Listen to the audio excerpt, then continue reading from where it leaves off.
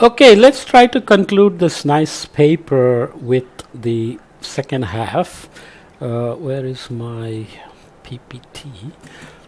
We stopped at figure 9 where we had been looking at the various analysis done. So there is a lot of figures, but just remember the main message. If you're an expert, you are going to realize that I'm being very brief and you will go and read the paper. If you're not, I hope you get the main message. The IMD relies on my computer is having some issues of sticky keyboards.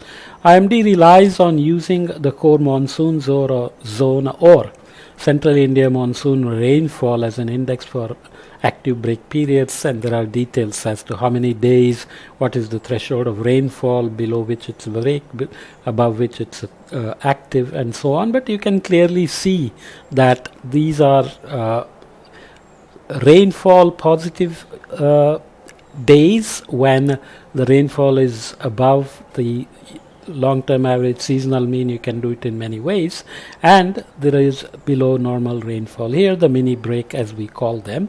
This doesn't directly relate the monsoon intra-seasonal oscillations which are propagating northward into the Bay of Bengal from the tropical Indian Ocean, and then you get more low pressure systems coming over the core monsoon zone during active periods than during break periods. And then there are these whole arguments about whether active break periods actually make up the seasonal total and hence also appear like interannual variability pattern is similar to active break pattern, and so on, which is what Goswami keeps arguing about, and Krishnamurti has argued before that actually the active break periods and the total rainfall and the interannual variability seasonal rainfall are not that closely related. So this approach of using the multi-channel singular spectrum analysis allows Krishnamurti,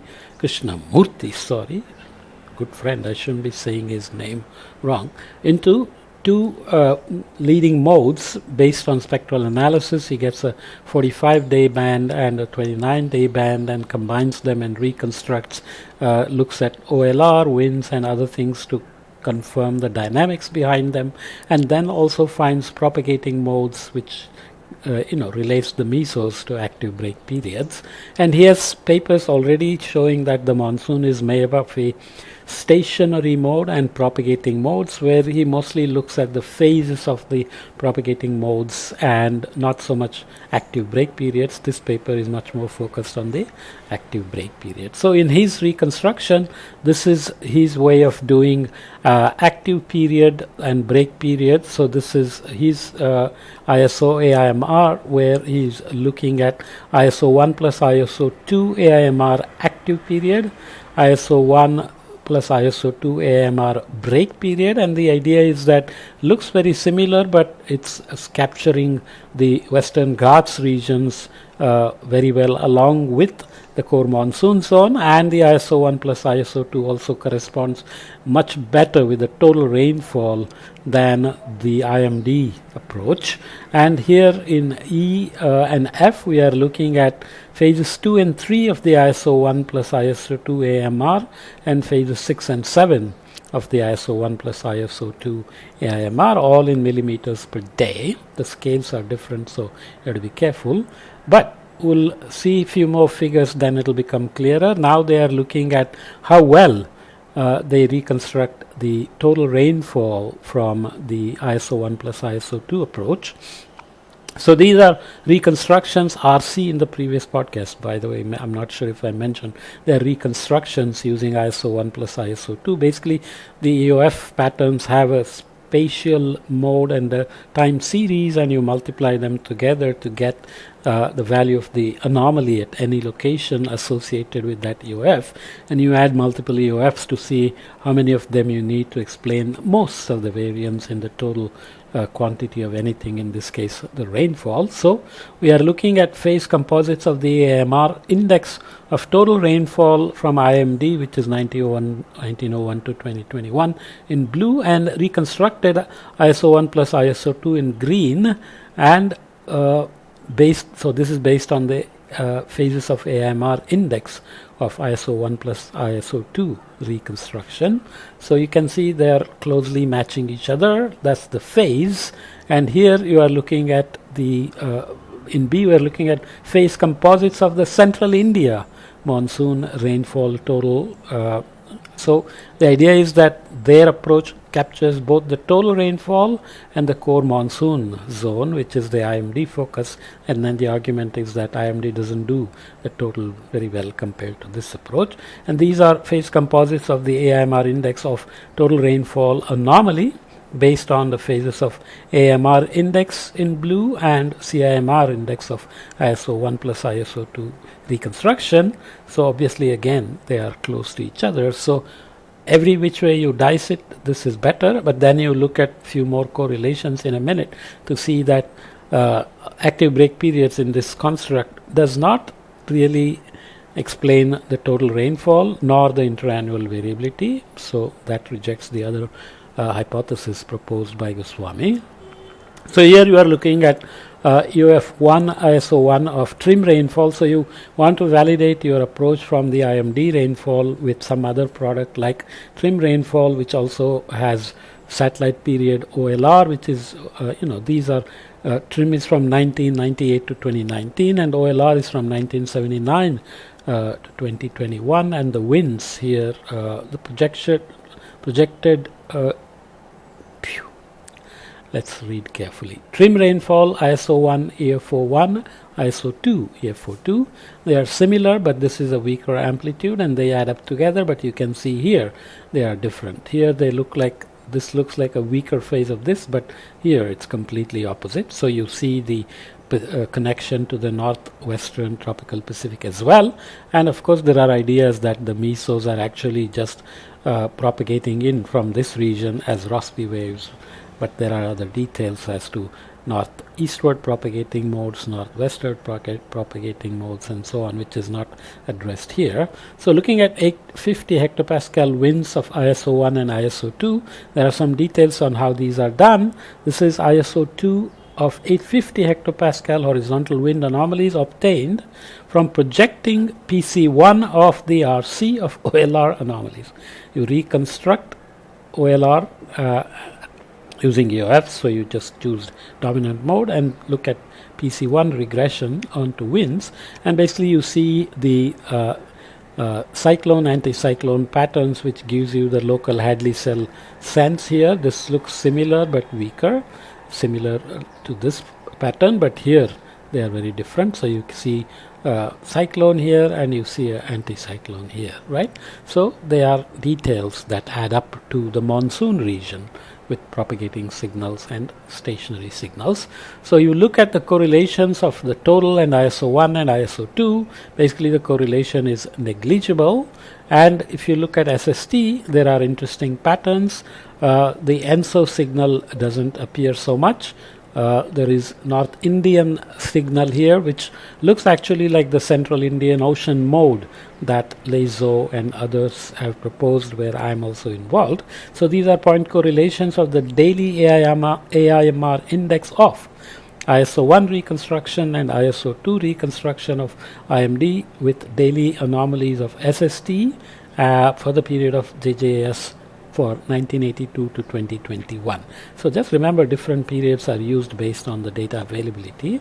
And again, so you have the North Indian signal, which is strong, but the Pacific signal is not strong in these ISO 1, ISO 2 point correlations with SST, which should tell you about their stationary mode and their propagating modes, which add up to, these ISO 1, ISO 2 add up to the active break periods, and they seem to be maybe more locally controlled than ISO, but you will see more correlations here. You look at number of active days and total AMR, not related, correlation is only 0.05. Number of break days and total rainfall, not correlated, correlation is minus 0.14. And if you look at active and break amplitudes, again correlations are basically 0. And if you look at number of active break cycles and total AIMR, again there is hardly any correlation at 0.17, which is not significant, which means their main message is that the active days and break days and the amplitudes and the number of events are all unrelated to the total rainfall. So that concept of Goswami is totally negated here. If you look at the number of, so this is point correlation of JJS seasonal anomaly of SST with a number of active days, number of break days, amplitude of active days, amplitude of break days, and number of active and break cycles of ISO 1 plus ISO 2 reconstruction. So you can now see that in the number of active days, there is a IOD-like pattern here, maybe a La Nina-like pattern, but that appears much more like a warm El Nino pattern dominating the break days. And amplitude of active days again has a La Nina-like signature with the basin mode of Indian Ocean here, and amplitude of break days has a La Nina pattern with not a very significant warming here. And if you look at number of active break cycles, then maybe it's not so important, but maybe it corresponds more to the Central Indian Ocean mode, which is done as a combined EOF of daily SSTs and 850 millibar zonal winds. So the question there being addressed in Central Indian Ocean mode is that Jiang et al. Have proposed that the vertical shear gives you the energy with some horizontal vorticity and barotropic to baroclinic coupling and so on and so forth, which I won't go into here. I've discussed it elsewhere. The Central Indian Ocean mode says it is the horizontal shear of the zonal winds that is very important for the propagating mode. So this is kind of bringing out some of those aspects, but the main point here is that this approach combines propagating mode and modes and active break cycles, which is very important. Okay, so finally looking at the frequency distribution of AIMR index of ISO 1 plus ISO 2 reconstruction and total daily rainfall anomaly minus the seasonal anomaly for strong, weak and normal years in red, blue and green, and all monsoon years in 1901 to 2021 in the black lines. For in both these it's all years, strong years, normal years, weak years. And the main message again is that the intraannual variability is not really connected with the weak and strong active break periods or the intraannual variability of the monsoon does not look like active break cycles, which is the Goswami argument. This also kind of negates many the things I've said many times, that other investigators find that global warming, El Nino, La Nina, IOD, everything seems to project onto the intraseasonal time scale, which we typically refer to as the active break periods as well. So this complicates things, because maybe looking at anomalies of total rainfall versus this way of doing ISO 1 plus ISO reconstruction captures more subtle connections to the external forcings, as we saw here, through number of days of active break periods as well as amplitudes and number of events of active break cycles. Where does that leave us? Well, a new paradigm is indeed proposed, and this is argued to also improve the opportunity for predictions, which I will mention here as we read summary and conclusions. This study has introduced a new paradigm for characterization of the active break cycle in the Indian summer monsoon. It's a very important and intrinsic time scale, very critical for water resources, agriculture, energy, and so on, so we have to worry about it. An objective definition of the active break periods is provided in terms of the phases of two leading ISOs of the monsoon. When you say phases, it's propagating, of course, and this is how it's connecting the northward propagation modes and the westward propagating modes with the active break periods. Typically we think of mesos as propagating up into the Bay of Bengal, and they let's say deposit some energy here, and then low pressure systems move into the core monsoon zone or onto the monsoon region, and you have more low pressure systems during the active period, fewer during the break period, without directly connecting to the spatial index of the IMD and so on, whereas this approach tries to connect both, which is excellent.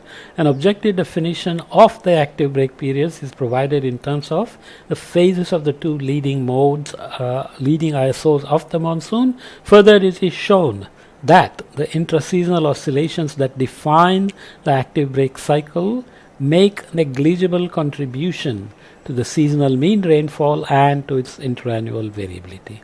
This has been a pet peeve of Krishnamurti for a while. He has papers on these before.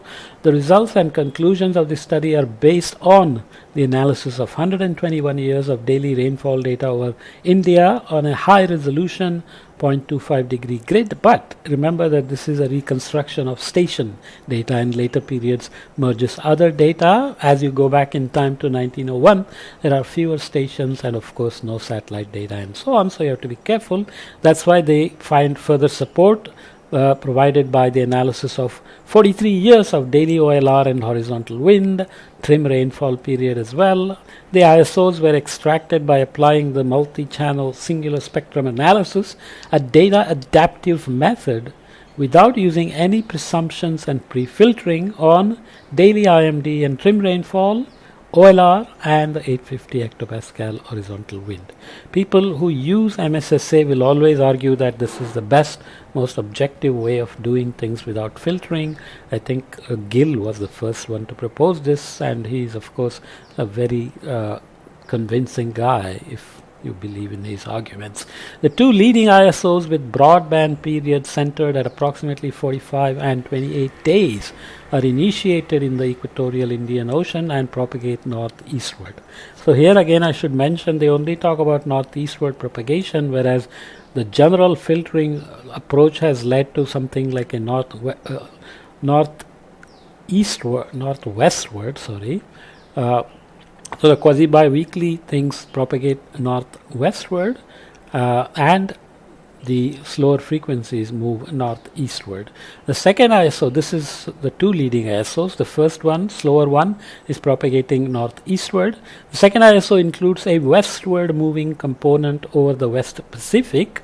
The two ISOs bring excessive rainfall over central India and western Ghats for several days during certain phases and efficient rainfall during the opposite phases. So here the 28-day period is the lower frequency is moving westward, not northwestward as talked about by other papers. So it's slight difference. We looked at the western tropical Pacific signature in correlations and winds. The two ISOs together capture the daily variability of the total rainfall anomaly at intraseasonal time scale during the monsoon season. The low-level horizontal winds strengthen the climatological mean monsoon winds during the above normal rainfall phase and weaken the mean winds during the below normal phase. So the cyclone anticyclones actually add to the southwesterlies or subtract from them at intraseasonal time scale. Based on these results, this study introduced an objective definition of the active period as the period when the phase of the two combined ISOs is in the interval of pi over 4 to 3 pi over 4, and break period to occur during the phase interval 5 pi over 4 to 7 pi over 4. Imagine a circle of 360 and where you are. The AMR and CIMR indices of the total rainfall anomalies as well as the ISOs follow the same active break cycle. So in this case they are saying the IMD definition is completely reconciled with their approach, except their approach captures the AMR active break as opposed to just the core monsoon zone, which is of course very useful for predictions, especially considering there are out of phase relationships between the central Indian region and the northeast monsoon region. Okay, so finally the results of this study bode well for future advances in the prediction of seasonal mean rainfall, because coupled ocean land atmosphere models are getting much better in simulating large-scale boundary conditions of SST, which is the dominant forcing for seasonal mean rainfall. If the seasonal mean rainfall were determined by the intra-seasonal fluctuations, the predictability of the seasonal mean rainfall would be dictated by the predictability of the intra-seasonal variations, which we know is limited. Okay, that's a kind of a detail that's important, but this is how you can think of it. The coupled prediction models are doing the monsoon. Then you can diagnose them into northward propagating mode, stationary mode in these people's work versus active periods and break periods as IMD does. And then when you do predictions, you are using either a coupled model or a model that is forced with SSTs from the coupled model to go back to short and medium range, let's say 1 to 3 days and 3 to 10 days, and weeks 2 to 4, or that goes into active break periods. So if active break periods are indeed better defined this way and cover AIMR as opposed to just CIMR, then this is a better approach and is a better way to focus on predictions. And then you have to see how ISO 1, ISO 2 and their reconstruction together help the prediction, because when you do predictions, again you are using an index to translate that into rainfall using the phases and so on. It's an engineering approach, a multi-tiered approach, but it doesn't matter, because as long as you produce skillful, useful, usable information for the sectors we mentioned, like agriculture, water, health, energy, etc., it's all okay. But understanding the physics this way is also very important, and can expect that there will be responses to this paper saying no, break periods, active periods do add up to seasonal totals, and they do help explain intra-annual variability and so on and so forth. So this is how science proceeds, and it's a very useful way to think of these things as well. Okay, I hope the main points are clear. As I said, I'm brief, even though there are 2 podcasts. The details are tremendous in terms of all the statistical analysis, which I've kept very brief here, so you can go back and read if you are interested in more details. The next topic is going to be about agriculture. I've collected a series of articles focused on India, so I will include a podcast on those if I read them and find that they are really worth reporting. Okay, either way, see you in the next podcast then.